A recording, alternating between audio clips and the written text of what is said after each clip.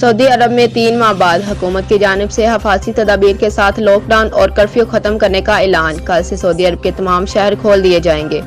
Saudi हुकूमत की जानिब से सऊदी अरब के तमाम शहरों से कर्फ्यू और दीगर पाबंदियां खत्म कर दी गईं और 3 माह के लॉकडाउन के बाद सऊदी अरब में जिंदगी मामूल की तरफ से लौटना शुरू हो जाएगी। तमाम होटलों, सरकारी दफातर समेत दीगर तमाम जगहों पर आयद पाबंदियां भी खत्म करने का फैसला, जबकि उम्रा बैन अल-अक़वामी परवाज़ों और हरम शरीफ में दाखिले पर पाबंदी ताहाल बरकरार रहेगी, जबकि खेलों और सयाहों पर से भी पाबंदी खत्म कर दी गई है और कोरोना वायरस से बचाव के लिए तमाम SOPs पर अमल दरामद को यकीनी बनाने के अहकामात भी जारी किए जा रहे हैं और इस बात को वाज़ेह किया गया है कि ज़रूरत पड़ने पर कर्फ्यू दोबारा नाफिज किया जा सकता है।